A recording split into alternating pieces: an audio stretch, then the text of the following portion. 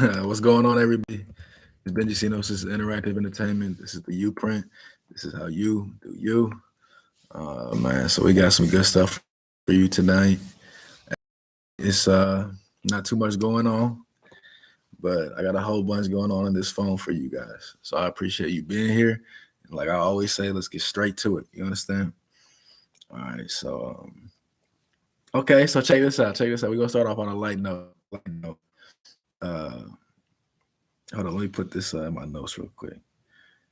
I just got an idea. But how you guys been though? You know what I'm saying?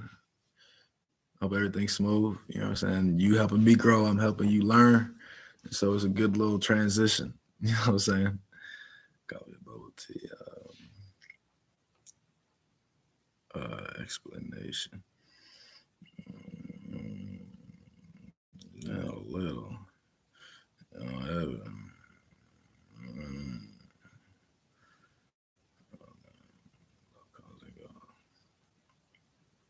All right, let's get it busting. Tupac, Rosie Perez. I don't know.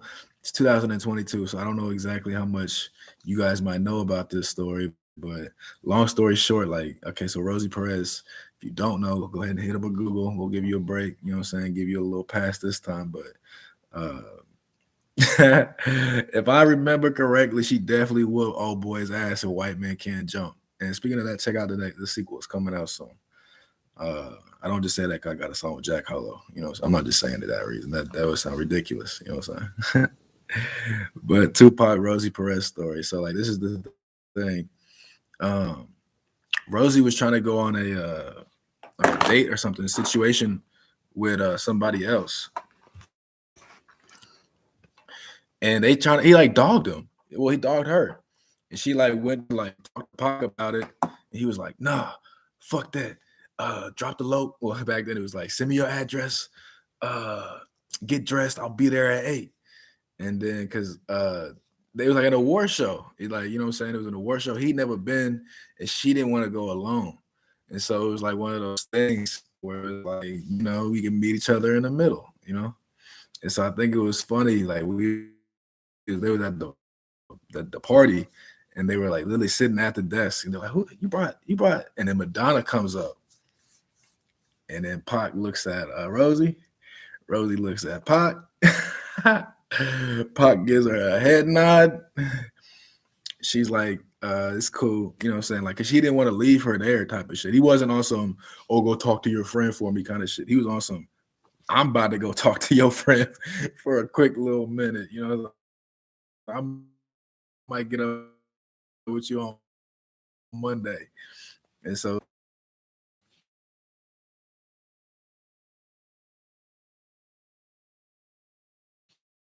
little brief history lesson to start the pod off and just kind of open up everything. I think it's kind of funny because and when you'll meet.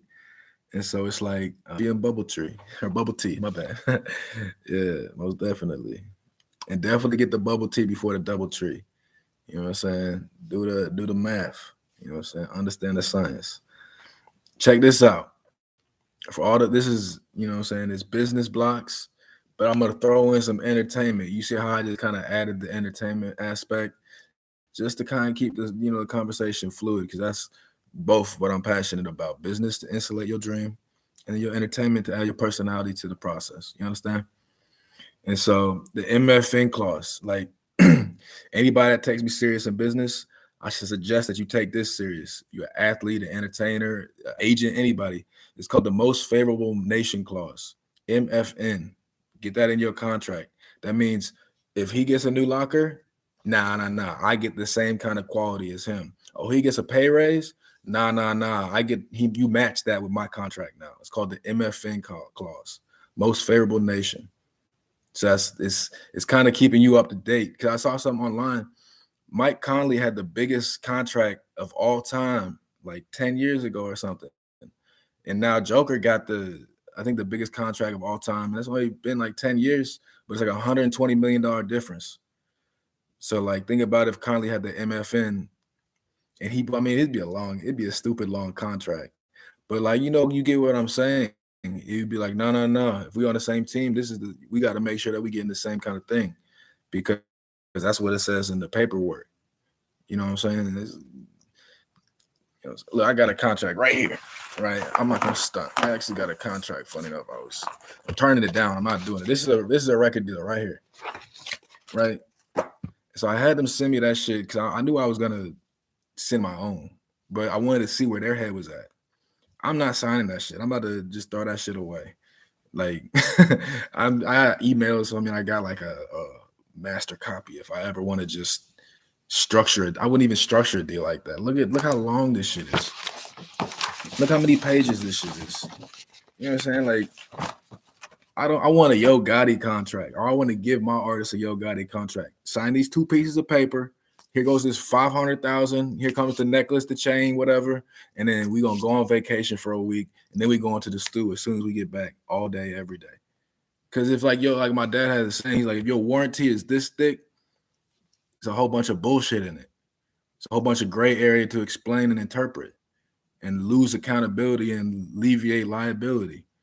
It should be 1 page, damn near. We covered these expenses up to this, you know what I'm saying? Or you covered this up to this, we match it, or we over exceeded. So it's all about being direct and being upfront with yourself. Cause then you compete. Like if you do goofy shit for money, then you gonna turn off some of them red flags. You gonna, like, if you lonely, you might start doing things you normally wouldn't do if you was self-sufficient. You understand? You might see things in other people that you would ignore because it's not really a priority to like fix those things, or not even fix it, because you can't fix anything really. It has to be a decision on their part, but you might overlook that or not even have it register that might be problematic in the future if you have your blinders on. You understand? Because you want what you want. Yeah, she's talking shit to the waitress or the waiter. She's being on her phone. She's going to the bathroom 3-4 times on the day. But you just thinking about the booty. So you don't really care about all of that because that's all you want. But if you're thinking about like a relationship or something like long term, you can be like, I don't want anything to do with this because this is what she's doing in front of me. Imagine what she gonna do when I'm not even there. How's she gonna represent you once everybody figures out that's your girl? How's that gonna work? It's not gonna work. So MFN contract clause, get into them. You understand? Like MFN, check it out. All right. Man, so I say multi-layer business models, right? You got the owner of the product, the service, the fan base. All right. So you got the owner of the product and the service / fan base. What do you guys think I mean by that? Right. So the owner has the product that he's pushing, right? If you're thinking with your noodle, you're gonna create a product that creates a demand to fulfill the shipment of reinforcing your product. Like you need restock. Like it's better to be able to afford breakage than not be able to afford shipping. You understand? Like back in the day in the music business, they would literally allot, let's say like $10,000 to $15,000 shipping CDs overseas just in case like they broke. That was part of their budget. It's called breakage. But if you can't even get to and from A to B, you don't need to worry about breakage. You need to worry about getting a different career. Like that's just how it is. And so, but us people here on this Patreon channel, you ain't got to worry about that because we're going to get start to finish, you know what I'm saying? And we're going to take it as far as you want to go. You know what I'm saying? Most of these situations only last 3-4 meetings because you're good after the 3rd or 4th meeting. You can run off, go do whatever you want to do, or you could just learn more as I learn and teach more. You understand? And so it's like the owner that has the product that he's pushing or that she's pushing, and then the service is like is then implemented on the customer in your target market. You understand? Like you got like your fan base is gonna support you, right? 1 second. I look mad goofy right now. All right. So check this out. Your fan base is going to then expect a certain quality of product. And if you increase the quality without increasing the price, that's when, that's when you're really going to win. That's when you're really gonna win. So $40 billion to Africa, to urban America, or just to Ukraine, just to the Europeans. That's around $300,000. Let me do the math real quick. I don't want to gas it. Not $300,000. What is it? 300 million American citizens. So what is that? 40 bill. Let's just say 400 mil because that's all they can do right now on the phone. Divided by 300 mil. And then you got to move the decimal over how many times? Because 400 mil, 4 bill, 40 bill. So 2 times. So it's really divided by 3 million.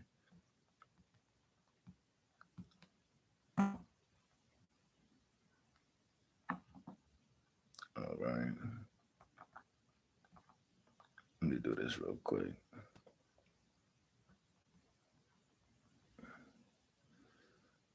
Uh, 400 million divided by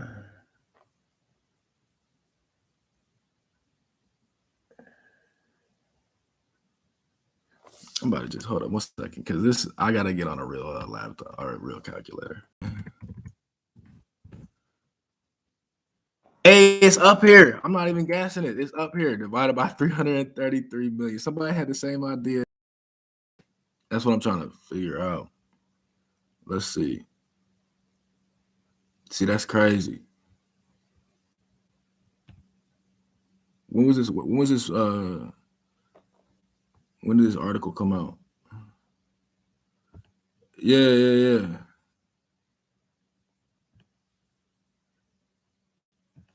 Yeah.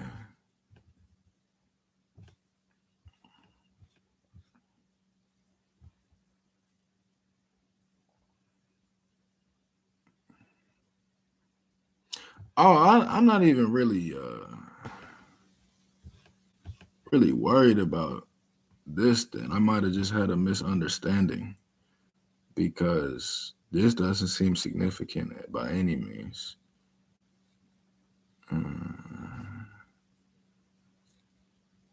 Yeah, this does not seem significant. It'd be help, like it'd be like a weekend out type of shit, but no, it doesn't seem like. So yeah, all right, chat. Forget all I just said about that. Yeah, we can scratch that off the record. Moving on. Long story short, like I had like an office downtown. I had different things moving around. And one of the things that she told me, she was like, if we're gonna live together, you gotta prioritize our roof over any other roof. And so like I remember we was at one of the guys' house. She was there, everything, like we're just chopping it up. And they're like, Benji, I need you to make this investment. I had the money in my pocket that they needed. I had it on me in my pocket. So I brought her upstairs and I was like, look, like, how you feel about, because it's my decision, but then it's also her decision to leave my ass. You understand how that goes? So all you big, bad, high value alpha males, y'all niggas look stupid as fuck end of the day. Because what's your even goal? Your goal was to make her happy. Then her goal was to make you happy. And then you guys got caught in the ego games that fucked it all up in between it. So yeah, you look like a whole duck to most niggas. That's why most niggas don't even sympathize with your ass. Like that's just, you know what I'm saying? Like it's about 99% mental, it's 1% physical. You understand? Like, yeah, you can pleasure a girl physically, like, but if she coming 2, 3, 4 times before you even stick it in, because you getting her stimulated mentally, and bro, it's just that's a different channel for the pay. We're not doing that tonight. But I know how to do that shit. All right, so just think about how, I mean, I'll stick with this premise. Think about how that 40 billion like could have affected lives here. We got homeless people. Instead in my city, they're putting up spikes. So to deter homelessness. But they're not giving jobs. They're not doing they're putting spikes on like benches and shit like that. So then the homeless people don't even have somewhere to stay that night. Like, man, one of my old buddies from one of my old jobs. Like I met him. He tried to do the music thing, but he didn't really know how. He was young. You know what I'm saying? And I left town. Like I moved out of my hometown, and he's on Snap and shit. He talking about he's staying at a shelter. He's doing this and that. I'm like, bro, like I promise, we gotta get on the phone a little more. But he gotta get his feet under his shoulders first before he even thinking about investing. Like that's why a lot of people are like, oh, the hood needs this, the ghetto needs this. The niggas aren't getting through their day, bro. Niggas are walking miles to go work a bullshit job they don't even want to fucking do. They're not giving a fuck about no crypto intelligence, no NFT development, mining, none of that shit. They be worrying about how they gonna get something to eat. And that's planned. That's systematically planned. You understand that project buildings, all that Section 8 housing, all that shit, and then COVID pops off.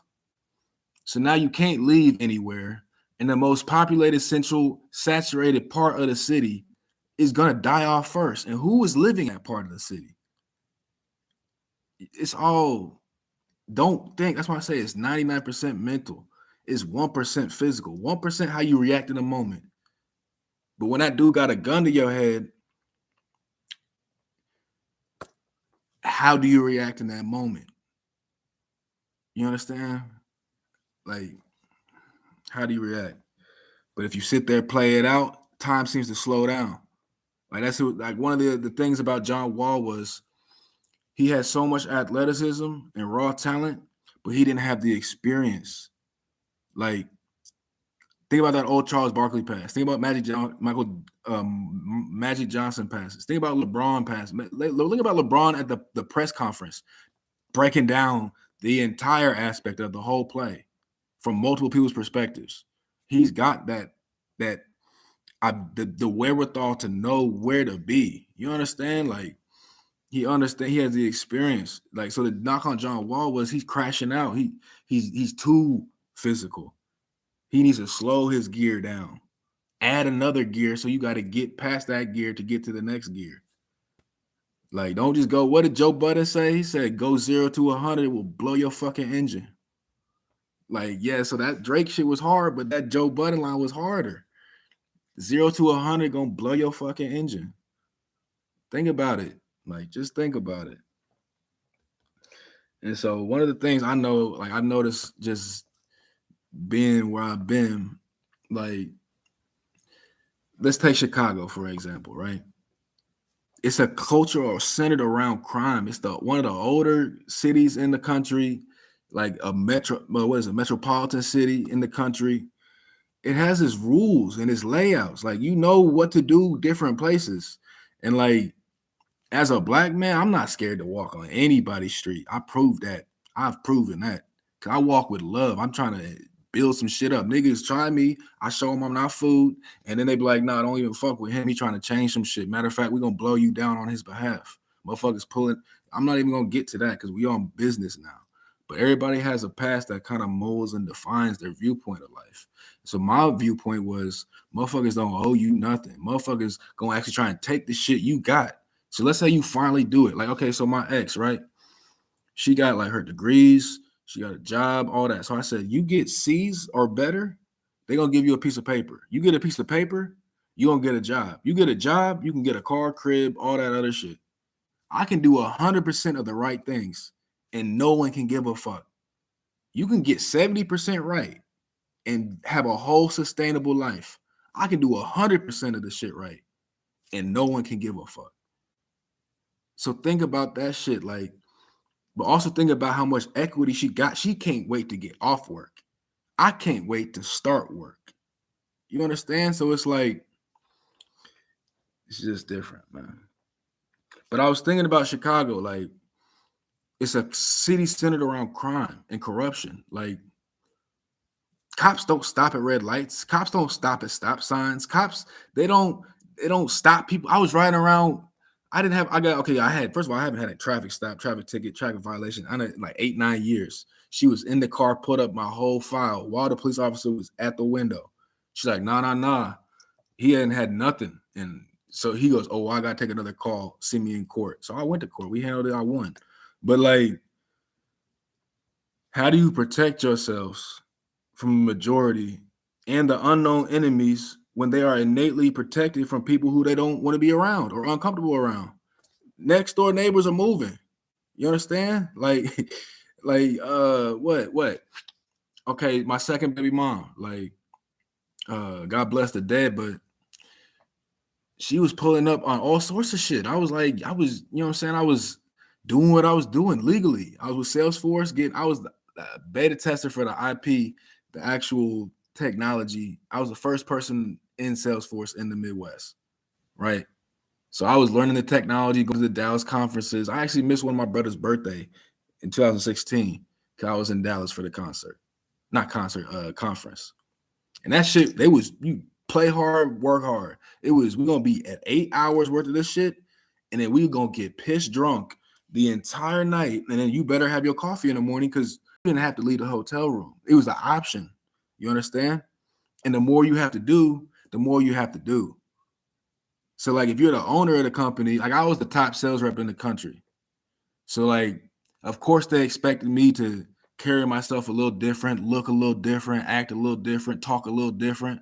So I was doing that. I wasn't going to little lunch breaks, little bathroom breaks, intermissions. I was getting my notebook out and talking to all the consultants. And then they put me on the cover of the magazine.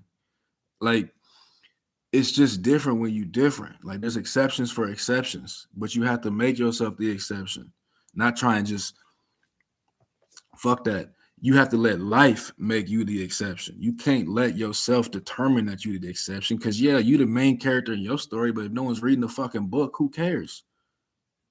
Like, who cares? Just you a number. And a lot of motherfuckers don't understand that. Like, they think, and myself included, like I literally, I might think too highly of myself. I might think low of other people, but the climate that I climbed out of, it was sink or swim.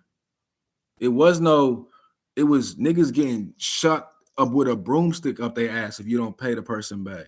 And his girlfriend, pregnant girl, that happened, not to me, but I know someone personally.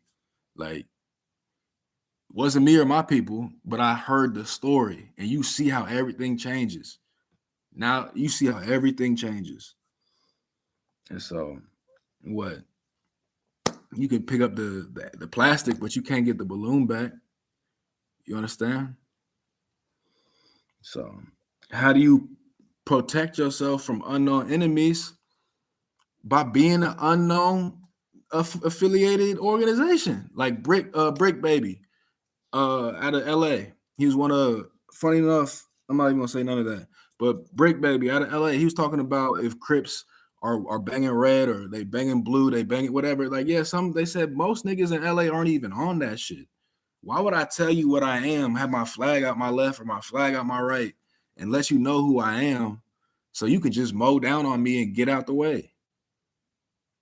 No, you got to do some fucking research. You have to do your job. You have to figure out who you talking to or who you just walked into. That's why. He said it was guerrilla warfare, sticking and moving. Not, oh, hey, this is where I'm at. This is where I'm going to be. This is why, like, a lot of people in the streets don't have jobs because they got real life enemies. So let me have a job so you can go find me, know exactly where I'm going to be at, know exactly when I'm going to be there. You understand? Like, it gets deeper than that shit. That's why it's deeper. So I'm saying, there's two types of little street people, right? Just stay with me. There's two types. Motherfuckers that do that shit for recreation and motherfuckers do that shit out of necessity, right?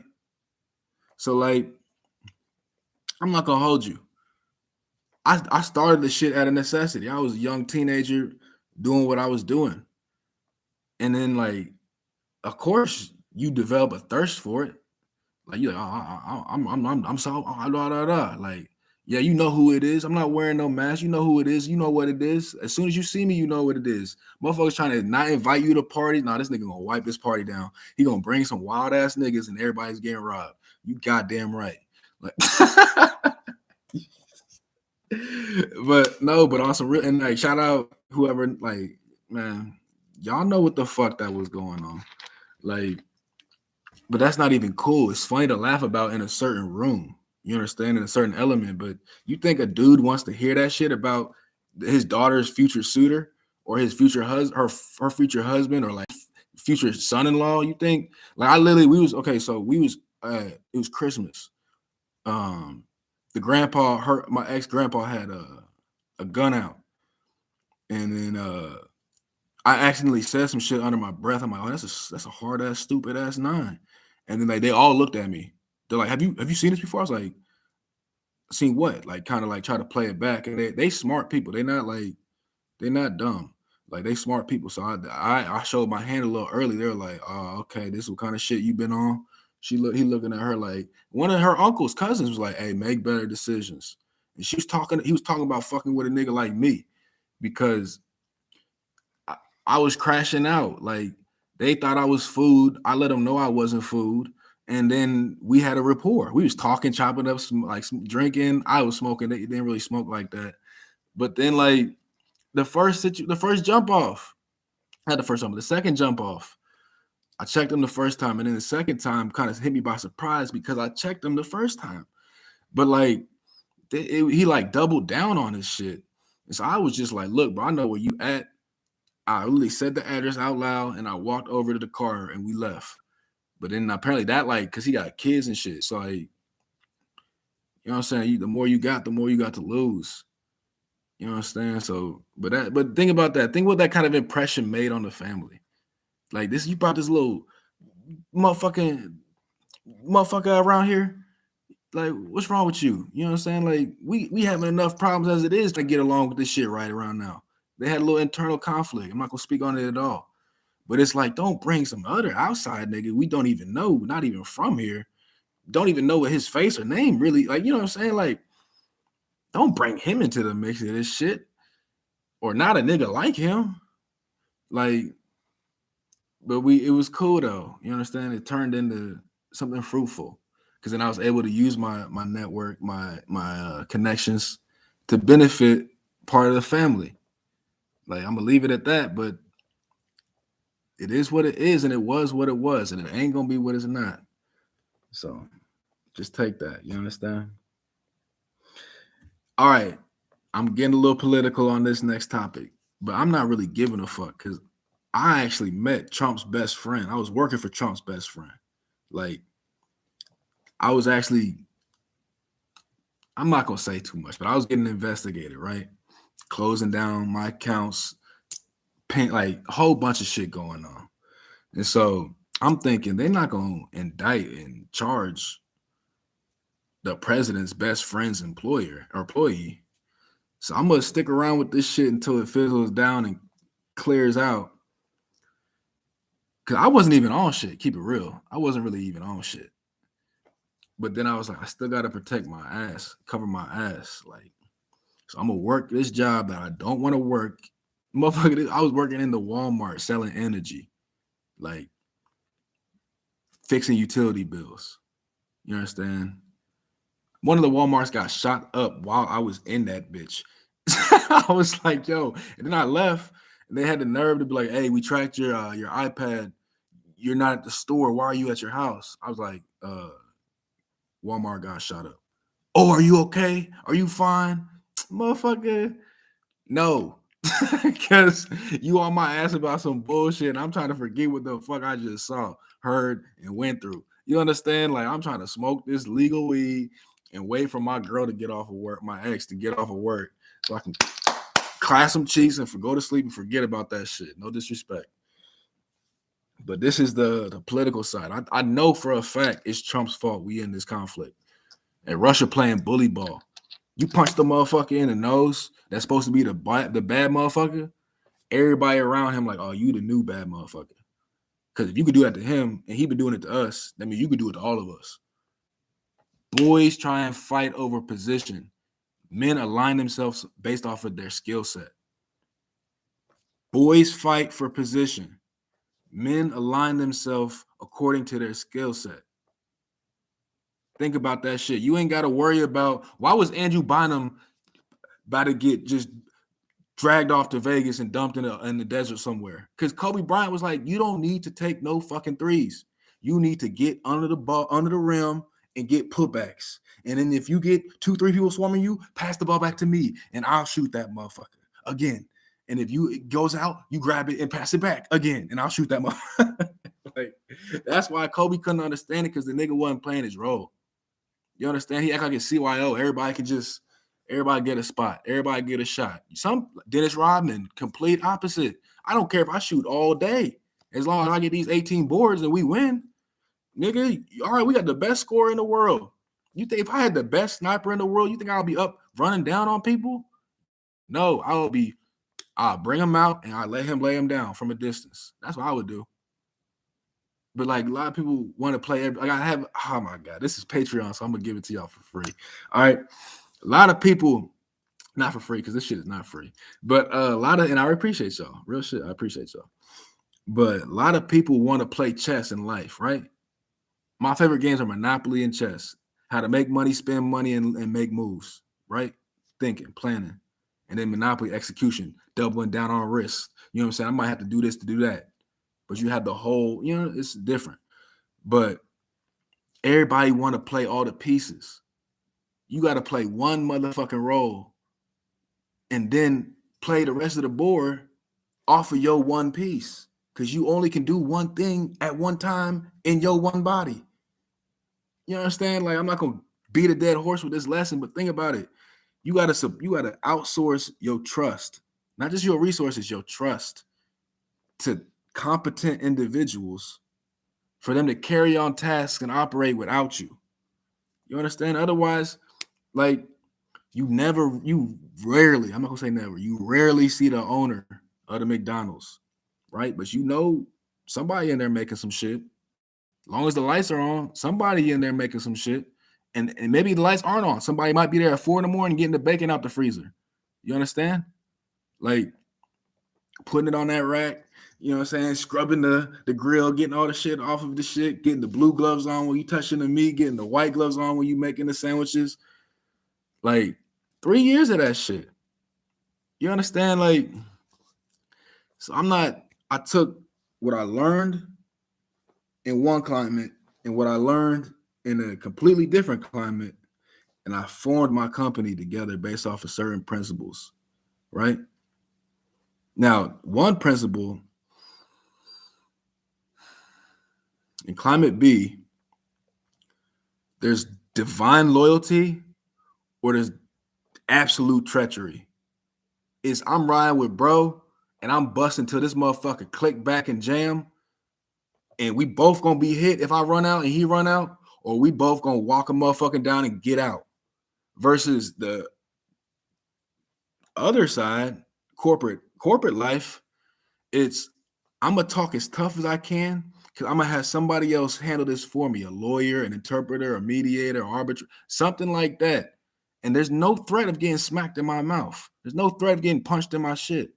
There's no threat of that. So we're not even thinking that shit could happen. You motherfuckers forget. Fuck this job. Like, I worked at IHOP for one day. One of my ex, right? Like, this dude was like flirting with her and shit. I nipped that shit. Hey, bro, there's no reason for you to touch her, especially not at work, and especially not in front of me loud enough to where I can hear that shit. And she's saying, "Ow, stop." So look, this is what we're gonna do. We're gonna take this walk around the corner. We're gonna chop it up real quick, and then I'm gonna get back to doing what I was doing. You're gonna get back to doing what you was doing, and you never gonna do that goofy shit again. He went to HR and said I was intimidating him. Worked there for one day. You understand? Like, fuck that job. I'll get it popping right now. We don't even need nothing. Like, we don't even need nothing. We can get it down right now. We can go right now. Like, fuck these cameras, fuck these witnesses, fuck all of this shit. That's the person I'm with. That's the person I lay down with that night. And you think you can try and, bro, this is a job. That is my life. You understand? But a lot of people don't. They entwine this shit. You understand? Like, it took me up until this fucking year, literally to like 2 months ago. Work is work. Your work is not your identity. Work is work. Leave that shit at work. Because unless See, I'm the boss in my situation, right? I own 3 different companies, right? But the situation is no one really cares until they see the return on their investment. Because in their mind, they're working for free. No, no, no. You are investing in your future because I know how to make your future pop. You understand? And I'm spending the money I can't even, like, you understand? I can't even save something because I got to make sure I got to pay something to keep some shit going. Like, I probably spend $4,000 or $5,000 every year just keeping my music online. And that's I add more music. Shout out to TuneCore. Now it's $49 a year, as many as you want, unlimited. But before that shit, it was $50 per hour. I have almost 200 songs out. You do the math. And then I have artists that I put their music out for. And I don't get none of the royalties. I get the publishing. I get to say I found you. But you get 100% of your royalties. Like it's really a business. It's not like just something I'm doing. But motherfuckers just like, okay, I saw a video today. It says there's different phases of artistry. It's the dream phase. I might be ad-libbing a little bit, but it's the dream phase, it's the productivity phase, and then it's the reality phase where this shit is paying your bills, right? Music made me over 6 figures last year, right? I made probably 40, 50,000 this year up until February, March. I was making 1,000 a day. After that Tory Lanez feature drop, it was out of here. Like, and Tory only charged me $50 for the song. It was one of them throwaway songs. He's like, hey, I know the producer. I got the beat from him. Chick was like, oh my God. Like, so you telling me one of the most popular niggas in this industry gonna sell me a song for $50 and you gonna look me in my eyes and say you need $300 for it? Bro, we good, bro. We don't, because I don't even charge I've never charged nobody not once for a feature. I just won't do nothing with you. I just won't work with you. But if I work with you, we could be up there all night, all morning. Pause. Like, so basically, back to Trump, like we were saying before we got distracted. Man, I said he let his greed and his blind ambition allow foreign intelligence to get the drop on him, to get the up on him. You know what I'm saying? Gain an advantage over the entire country through personal blackmail. I'm gonna say that one more time. He let his greed and blind ambition allow foreign intelligence to gain an advantage over the entire country through personal blackmail. Oh, that's you?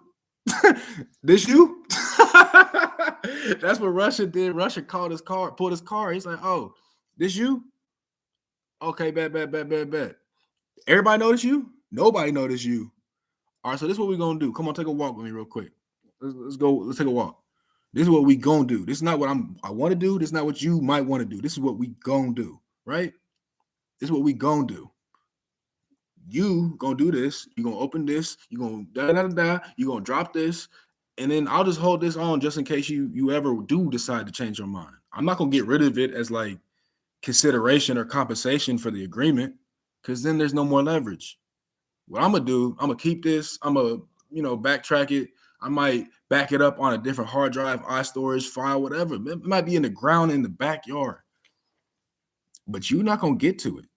Because then once you get to it, you're going to want to alter things. I don't want you to alter things. I like things how they are. So once somebody got the up on you, it's about 99% mental, 1% physiology. Now, would it be Admiral? If Trump would have just choked the nigga out and just ended it right there, I don't think he would have the opportunity. But yeah, he probably would have saved a whole bunch of shit from happening. But what's his 1% thinking? You understand? Like, how do I get out of this room alive? 33% passed. What has this nigga done in the past? Oh, he's KBG. He started off in the trenches. He started off as a private. He worked all his way up to the fucking dictator. This nigga's not one to fuck with. Or he bringing smoke with him. You don't mind getting shot at. He's busting back. That's the kind of nigga that he is. So 33% mental. 99% mental. 33% past. What do they have in their history? What kind of person are they? 33% present. What are their current ambitions and evaluate their movements based off how they move. And then 33% in the future. What do they want to accomplish? So what are they not going to compromise or what were they willing to sacrifice to see this through? Like I have a song called Make It Home, right? I was literally in a car. Niggas tried to light me on fire. I had to get out the car, spin, like roll on the ground, like they see the movies, all that shit. Drop my share my location with the girl I was with, walk down, damn near run down the street. Motherfuckers is doing whatever they can do to lay me down. I gotta in public, not even like we not even ducked off. We not in the cut. We in public. These niggas wanted me pause. I had to think. I'm like, if I don't get out this car right now, who's to say they ain't got child lock? Who's to say they ain't? And then I can't get out this motherfucker. So it's 1% physiology, 99% mental. 33, 33, 33. Past, present, future. You understand? It all ties in together. Like, if you're paying attention, you're gonna peep what I'm saying. So I'm saying, yeah, like you don't, once they got the up on you, hey, play your cards right. A lot of motherfuckers don't even fight back. Motherfuckers don't even try. Like, oh, this is how it goes. Fuck that. No. I'm in the box trying not to fucking drown. I'm trying to drink the water. I'm trying to bust the cage open. I'm trying to do all of that. I'm trying to like find some shit that what I not think about. Let me flip the t-shirt over my face so I can get a little air bubble. Some shit like that. I'm trying to think my way out of this motherfucker. I'm not trying to, you know what I'm saying? Hell no. A lot of shit going on. Man. Okay, so let's talk about play big, win big mentalities, right? So I seen something online. Drake, he was at the gambling, you know, so I don't gamble. I beat Vegas. I went to Vegas 2 times last year, and me and the girl I was with, she wanted to do slots. Fucking wasted the money I just won. I played the game, right? And they cut my hand. It was like, hey, 2 10s. I'm like, fuck, 2 10s. Like, this is a winning hand or this is a fucked up double down bust. So I'm thinking, like, I used to gamble a lot. Like, I used to gamble a lot. But now I don't do that shit no more. Like, cause I just told you I can't have the money to spend what I need to spend it on. Like, so what am I gonna do? Fuck it off and gamble that shit for? I'm not Jeff Bezos. You know what I'm saying? Like, I'm not, I'm gonna be, but I'm not, and I'll be a flyer version of him. But anyways, he bet $1 million and he won 17.9 mil like that. Like that. That's why I'm saying, like, it takes a bag to get a bag, right? It takes time and energy and effort to get a bag. But then you have to have the know-how and the understanding. There's knowledge, there's wisdom, and there's understanding. Knowledge is the information that's transferred. Wisdom is I get the how and the why behind the information. Understanding is, no, I've done this myself. First person. You can't tell me shit about this. I've done this myself. Like, so knowledge, wisdom, understanding. And it's like play big, you understand? Like a lot of people, okay, so back to the 9 to 5 versus the entrepreneur thing. Like, are you free? If a motherfucker tell you what to wear, when to wear it, where to be at, how much you gonna get paid, and how long, and when you can go home and see your family, are you free? Or are you just kind of comfortable? A lot of the people that I started the music with 7, 8, 9 years ago, they got 9 to 5s and they had the same fucking job. I remember the biggest paycheck I had last year. I made 20 bands in a day. Like, and I made 10 bands in a day. Then it doesn't matter though. Like, over those 12 months, I hit over 6 figures for the second year in a row, doing my thing, my dream.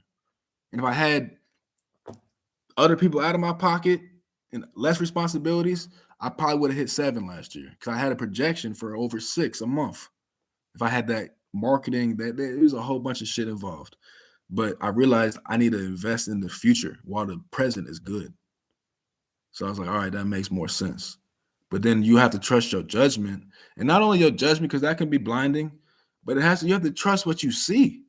Like, if it's not working out, it's not working out. Like, you can write it off, you can explain it away, you can use it as a lesson, but you still without that. You still went without that. You still spent it and lost it. And someone else gained it. Excuse me. Someone else gained it. You got the experience, but it wasn't your W, it was your L. Right? So you can't take too many L's in life. Yeah, you probably got like 4 or 5 L's you can take in life before you fucked. You understand? Like, so I dropped out of school. I'd have had abortions, miscarriages, cars crashed. I had 4 cars last year. Nobody even know that shit. Like, Nobody, you understand? Not last year, 2 years ago, and last year I had the Audi, the Benz Charger, and then the motherfucking Toyota Pathfinder, whatever. Like nobody, like motherfuckers think what they want to think, and I let them think that. I'm not gonna be your lick. Well, I'm not gonna be your Mark nigga. You just, oh, that's that Mark ass nigga. Let's go run down on him. Because I was the, never mind. I already know how that goes.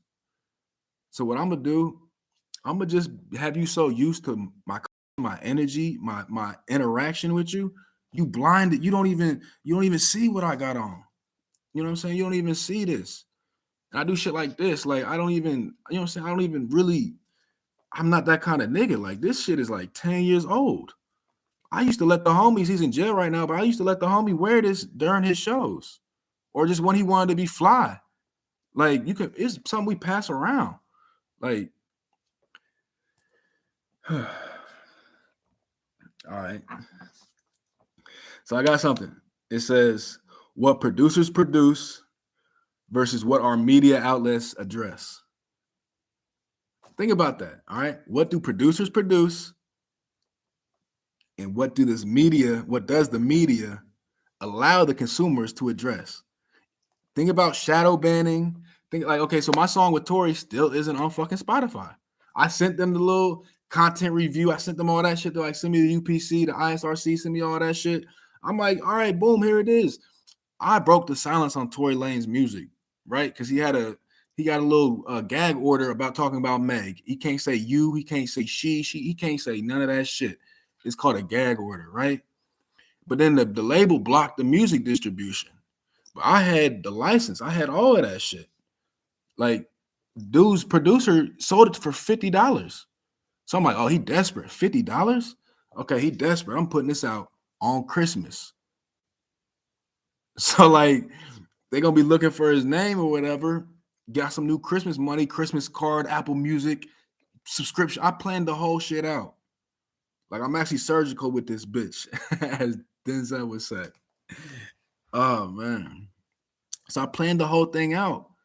And then next thing you know, I'm like, why is it only on certain DSPs? And I realized, oh my God, this is up against, like, I think he's Indie or RCA or Empire. I don't even know. But Meg is on, she's the darling of hip hop. She's the victim. She's all of that. Even though he ain't got no gunpowder, no smoke, no bullets, no fingerprints, no ID, no DNA, nothing on the weapon in the area. None of that. He has none of that. But he's a male in America. So like think about it like this. Yeah, I told you got the physiology, but she got the decision to say no. So I wasn't there. I don't know about it. I've never even asked about that shit. I don't even care. I don't want to know. I genuinely don't want to know. But it's like someone's got to know. You understand? It's like three sides to every story. So I ran over a little bit. Oh man, oh man. I'm about to get up out of here. I'm putting it in my notes for the next pod. All right. It's 1090 Jake, and I'm rocking with you. Nah, I'm bullshit, but he's the homie. 1090 Jake is the homie. I talked to the Bimba. I don't want to say that like that, but I'm assuming I talked to Bimba in my life. Hopefully Ziploc gets out soon. Hopefully True gets out soon. So all the guys, free the guys, man. Hopefully everything works out the way you want it to work out, the way I see it working out. And this is the first episode, first of many. I'm definitely about to push the pavement with this. You understand? And interactive entertainment is Benji.